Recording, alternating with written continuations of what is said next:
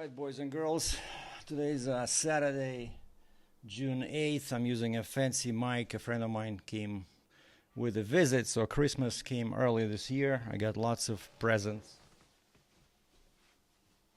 So, no wait, that's not the one, sorry. So I got some toilet paper, paper towels, because we're having a crisis here in Calgary with water supply. And people are encouraged to save water. And I got some craft beer, all locally manufactured. Thank you. And last but not least, we got this bad boy over here. Clearly my apartment doesn't make a very good impression in videos. Some people are donating vacuum cleaners. So from now on, this apartment will be clean. Well, I'm continuing that video in a friend's car, and we decided to go for a trip. Say hi, Rob. Yeah, we decided to go for a trip and planning some hiking. So here's my hiking gear. His is in the back there, like this bag over here. So we hope the weather stays good, even though it's very cloudy. So we're heading west on the Ring Road 201, and since I was in trucking and now I'm a delivery driver and Rob's a freight broker, I thought we'll spend this time, maybe asking him a few questions, his view on trucking from the desk, from the standpoint of a freight broker, like what he likes, the issues he has and stuff like that. So Rob, why don't you tell us, our viewers, your biggest issues that you run into with truckers, and what would you like to be changed, stuff like that? Well, actually in trucking, the first part is actually the dispatchers. Often I deal with dispatchers and they don't know their equipment. You ask questions like, say you got a step deck and what's the height of it? Because there's low pros, there's regular. Low pros can be 34 inches off the ground, other ones are 42. They don't know that. They don't know how long the kick is. You ask them if they have a dry van, what's the door openings. So just factors around that. And then the main thing that I find, again, this lies with the dispatchers. If I'm working on a load, say I'm picking up in Pennsylvania and it's coming to, say, Alberta or BC, and we're working on the plan, and it's a Friday pickup. So I'm talking to them and I'm like, okay, so when can your driver pick up? Oh, we'll pick up on Friday. Well, what time? Well, about 11. So then I know that right away they don't know. So I have to guide them, say, okay, where's your driver now? We have ELDs, we have to follow the laws as far as logbook goes, so we got to plan this. So the idea is I try to bring these dispatchers to a new level, to be professional, that we are the planners for our customers and our shippers, so that we tell the customer not 11 o'clock and then the next Friday, the next morning, they say, oh, well, my driver had delays. So I ask a lot of questions to be preventative in terms of avoiding delays, because if that carrier cannot meet the arrival time in time, we can figure that out by how many miles they have to go on Thursday, when they're going to stop, how long their logbook is. So that's step one. Step two, with drivers, communication, and it ties back to carriers, because see, in the United States the communication is much better. Freight brokers nowadays in 2024 are often using tools like MacroPoint, Project 44, Trucker Tools, where we send a link to the driver, and then the driver just clicks the link on his phone, and then it actually syncs up with our transportation management system, our TMS, and then we get live updates. But in Canada, a lot of the carriers are not willing to do that, partly because a lot of the carriers tend to have two phones, one in the US, one in Canada, or they switch SIM cards. And so if you start to track the link in the United States, it won't work when it comes to Canada. So lack of communication, I find, in Canadian carriers is you really have to babysit the loads comparative to the United States ones. There's a few carriers that are really good, but for the most part, you got to communicate. So that's the biggest thing. And then drivers, if you're a driver, if you're new, if you're a company driver versus owner, just documentation. If you're a new driver and your company hasn't done it, go back to your driver, your manager, or planner, and ask them about BOL management. Sorry, we're going to have a little interruption with Google Maps. Bill of lading is a legal binding document, and many drivers and dispatchers forget about this. So there's certain things that have to happen, but the biggest bane for a freight broker, and I'm sure, Sergei, you've had this encounter as well as many other drivers, where the proof of delivery, when we receive it, isn't acceptable. So you, as a driver, if you're delivering to a job site or you're going someplace that's, you know, busy, I get it, everyone's busy, but you have to point the, you know, the right where you want the consignee to sign. Put the date, you know, June 8th, and then print there. If their signature is scribbling, you can't make sense of it. Just ask the person their first name. So if their first name is Andrew or John or Alice, doesn't matter, then just write it above it. That's what FedEx and UPS does. When you sign that little handheld, they ask you for your first name. So if I say Rob, they just type it into their thing. So when you see the scribble, then it says Rob. So drivers take that same thing. So just communication, planning, and being part of it and understanding, you know, we all have to work together. What do you think about dispatch services? Because, you know, of course I have the DOT number as a freight broker, right? And I constantly get, I don't know, 2-3 calls a week from people who think I'm a carrier, and they offer me the dispatch service. Hello sir, how are you? You know, I said, guys, I'm not a carrier. So, but anyway, it looks like these dispatch services are so popular nowadays. So what do you think? Do they make trucking better or worse? I believe there's two angles. If you're a one truck operator, if you're doing regional short haul where you're constantly loading, picking up on a regular basis, a dispatch service can help, because your job is, if you're only doing 100-mile loads, 200-mile loads, and you're trying to, you know, pick up in the day, deliver in the day, when you're busy with traffic, loading, especially if it's flatbed, having that person behind the scenes that are helping you book the next loads, vetting the brokers for you, things of that nature, that is super helpful, and I believe it can be a benefit to your business. But if you're a driver where you're doing only like long haul, say you're going from Texas to Toronto, and you're only doing one load a week, well, maybe it's not beneficial to you. It's hard to say, but it also depends. The other thing about the dispatch service, I believe there's a benefit. They can help you.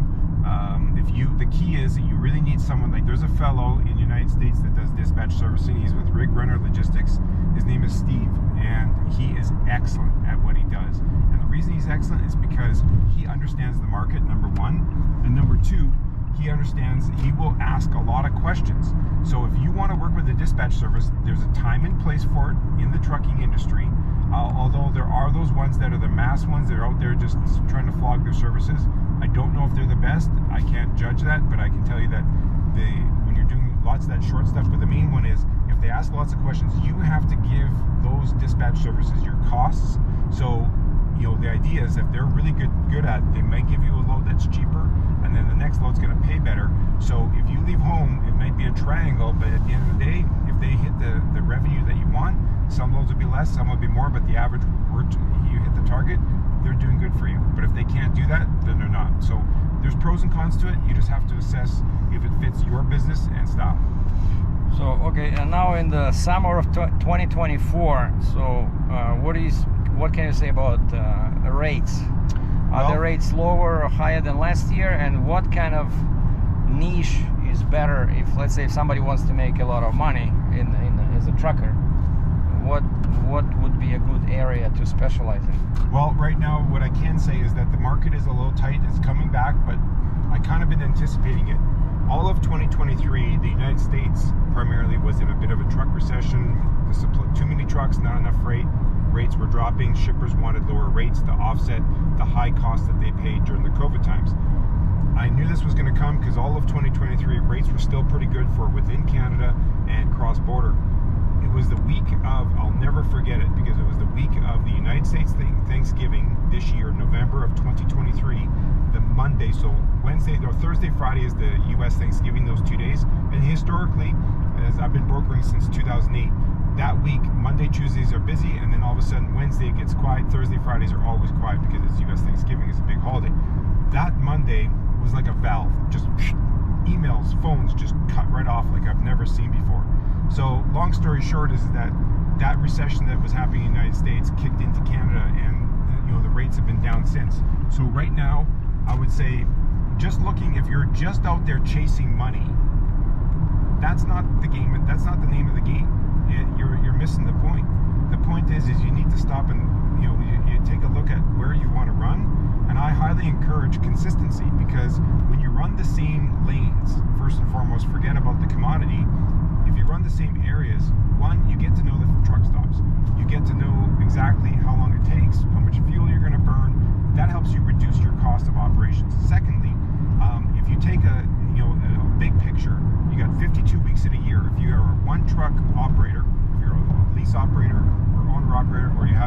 consistency like you had yours. If you have that one truck, you got to stop and say, okay, there's 52 weeks in a year. You're not going to earn 52 weeks of revenue. So what that means is you're going to say, okay, well, you might take 2 weeks off, so there's 50 weeks.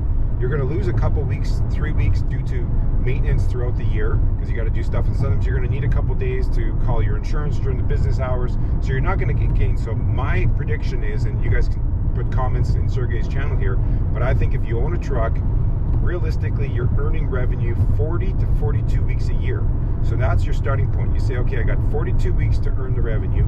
Now you take a big picture back and you say, okay, what months, maybe I'm going to be a person where I'm going to work some seasonal freight. So say it's Christmas time and I'm going to go to Portland, I'm going to gather up, Christmas trees and bring those into Canada. So if there's any seasonal freight that you've done, you set yourself up for that. So if you know if you're going to be that kind of person where you're going to run, say, seasonal plants in the spring and then trees in the winter, well, the week before that season kicks in, you got to get your equipment ready so that you have no downtime, you maximize the revenue. So the only thing I can say is to make the most amount of money in summer of 2024, because we don't have snow on the roads, you want to run a lot. You don't want to be taking a whole bunch of time off even though it is summer, because this is the opportunity to maximize. You don't have to worry about icy road conditions, minus 30 temperatures, freezing gelled up fuel. So number one, running a lot. Number two, relationships. I cannot emphasize relationships. I have load boards, but I post 1-2% of my freight on load boards. Very little do I post. I have a network. When I get my loads, I'm calling very specific carriers for each one, and you have to earn my trust to get into my network, because I don't just give all my freight away to anyone. So if you work with any regular brokers or shippers, you got to deepen them. You got to send them messages, thank them, go meet them in person, shake their hand, have those conversations. Because when you start with a new broker, they're just going to give you the top line freight until you've earned their trust. Then they're going to start giving you the freight that they have that's not on the load boards. So consistency, relationships, and time is the key to success in the summer of 2024. Okay, and so you don't think it's possible to survive nowadays for a trucker like what I was doing, just picking loads from the load board? You can, you can survive off the load boards, but if you're just chasing money, you might make some good money, but you're going to look back at the end of the year and not have the consistency because you don't know what's going on. If you want to work on the load boards, I highly encourage you to stay in a zone, like a triangle. Because then you learn the players. Like, for example, I'll give it a scenario. Say you're in the United States, there's a big warehouse there. Could be a yard full of Caterpillar tractors, like some used equipment, or it could be you're at a warehouse like a dock where there's, you're picking up stuff for Walmart or Costco or something like that. And so you go in there, if you're always going in there with this one broker, all of a sudden you're hoping for this load, and you see the same load. Like, you could tell, a lot of people can tell over time with load boards, okay, when it's in a certain city, it's one of these three shippers that generally it is. All of a sudden it's by a different broker. So you call up your old broker and you say, hey, I'm seeing that another broker is posting that I've been doing that. Yeah, we lost that. We lost it right now. This other company came in cheaper. Okay, so you call the new company. You've been to this facility. You know how long it takes to load. You know the ins and outs, and you call this new broker and they're trying to undercut the load by $200, $300, $400, and you're like, no, that won't work, because I've done 50 loads in the last 2 years at this facility, and I can tell you firsthand that you want to cut it by 500, won't cut it. And I know this business well. If you can do it, maybe you give a couple $100 rate, and then what ends up happening? The old broker ends up back in there because the new broker who came in and undercut finds out that they can't fulfill the capacity that they were trying to commit. So the shipper goes back to who they can trust. So that's kind of the idea, is that you can stay in an area, you learn the players in your area, your zones. So whether you're going to do, say you're in Alberta, you might say, okay, I'm going to go to Alberta to Georgia, and then Georgia to Winnipeg, and then down, or I'm just going Alberta to, or you could do like a lot of Toronto carriers will go Texas, and then they go back to Toronto. So it varies. And then if you're in, it could be that, say in Alberta, you might go to North Dakota and then up to Winnipeg and then cross to Alberta. So you have to learn the lanes.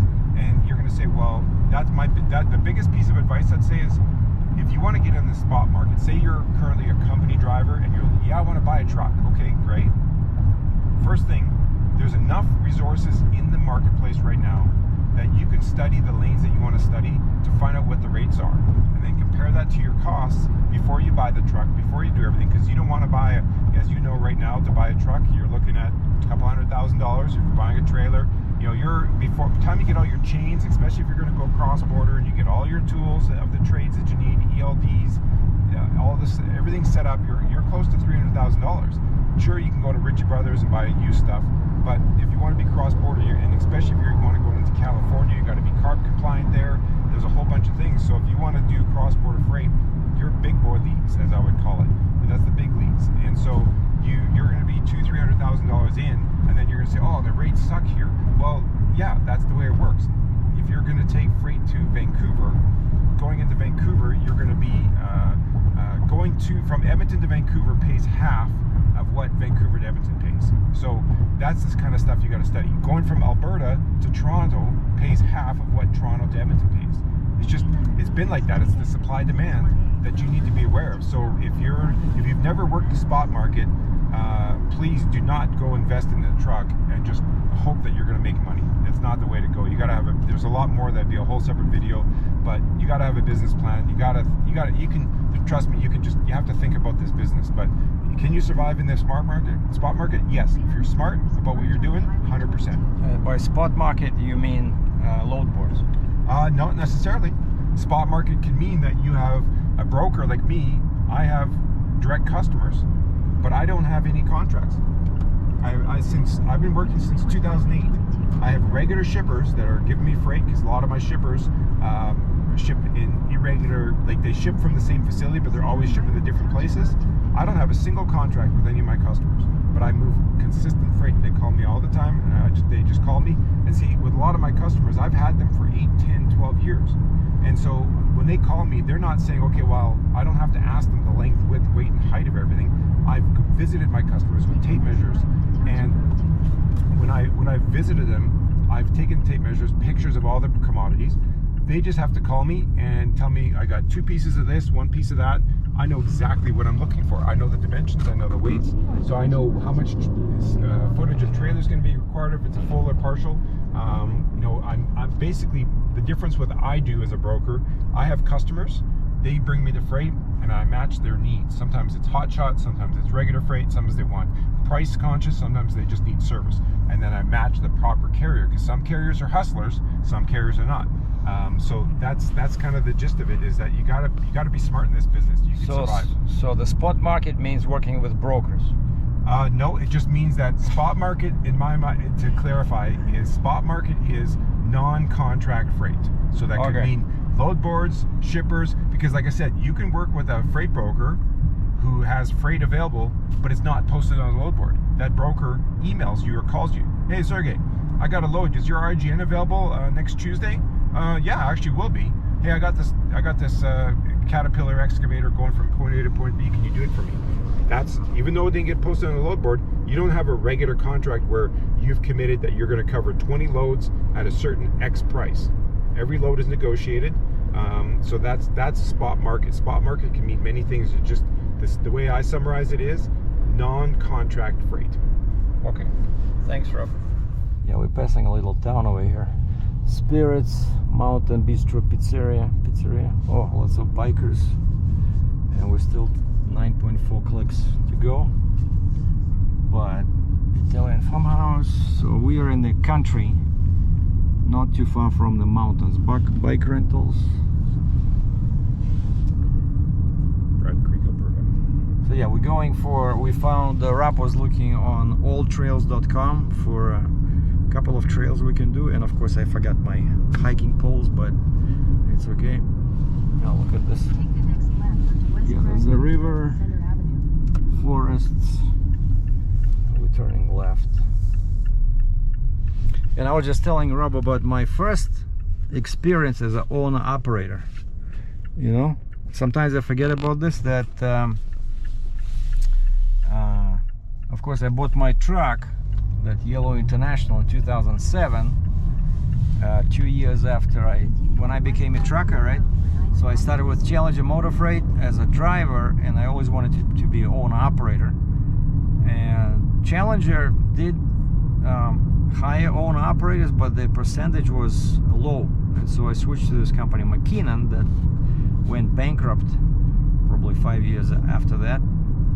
But I forgot that my first experience with being owner operator was maybe 3 years or 2 years after I came to Canada. I bought a cargo van, like a small, kind of like a minivan, except it didn't have windows in the back, right?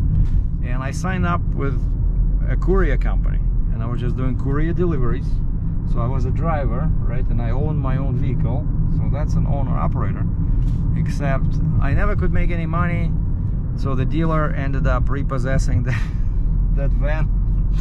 I remember the payment was 400 something, and to me it seemed astronomical. I couldn't even make the payment for that van, you know. Insurance was not too much because it was, you know, a small vehicle, not like a truck. But and then after I met a couple of guys that were still in that company doing that, and I talked to them, and they said, what, I make pretty good money.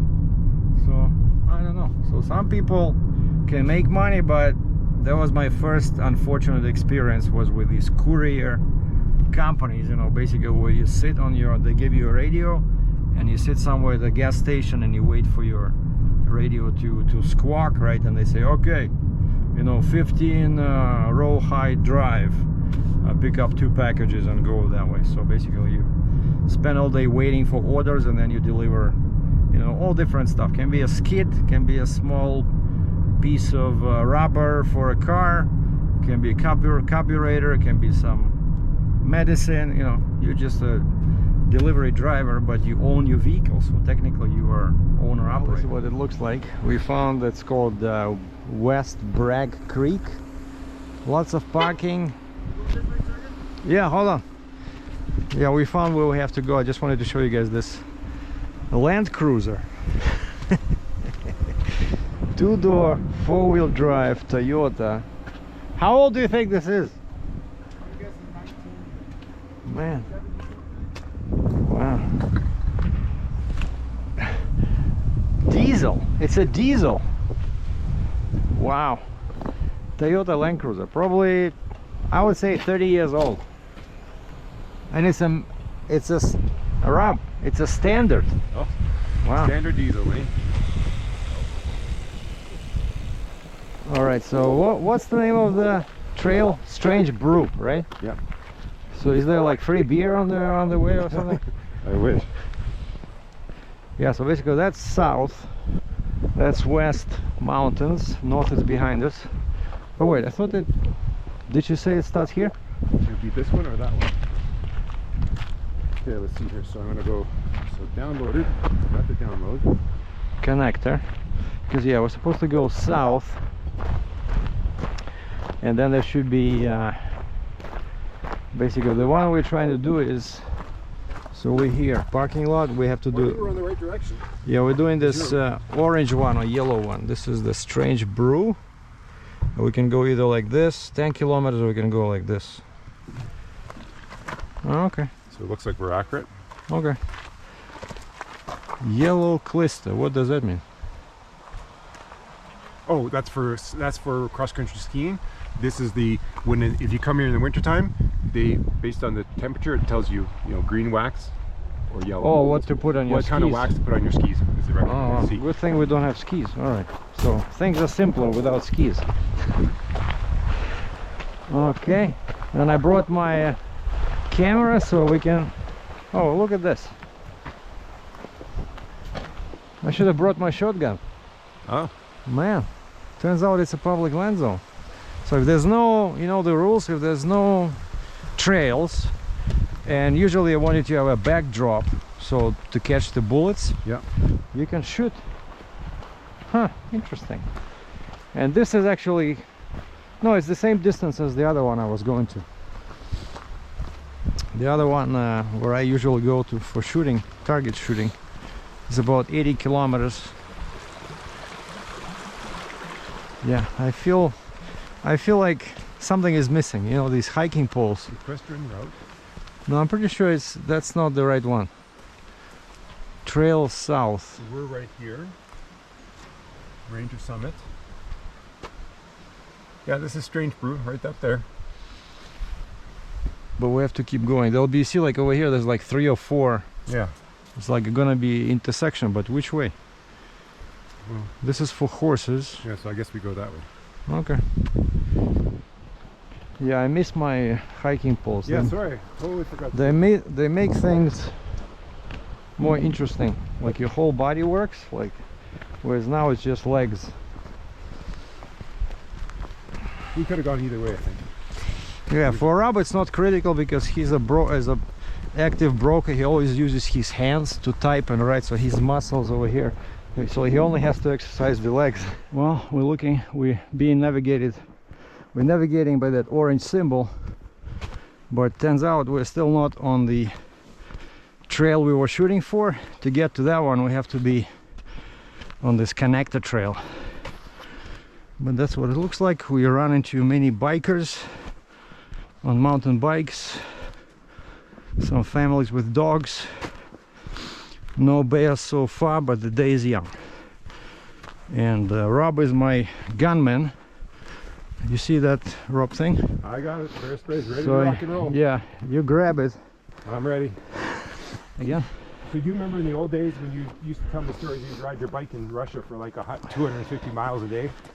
No, 140 kilometers. Come on, Sergei, you're underestimating yourself. Once I did 140.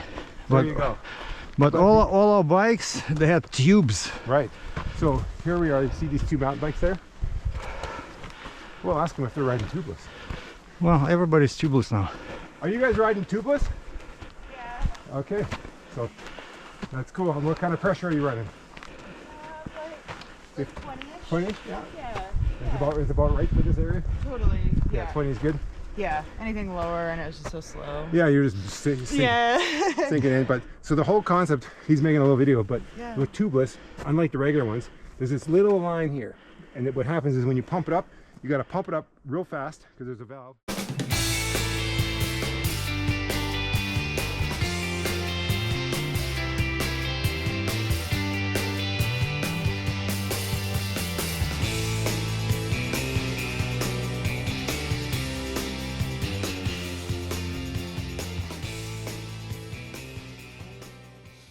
Testing, 1 2 3, testing, checking the fancy microphone from Nisku.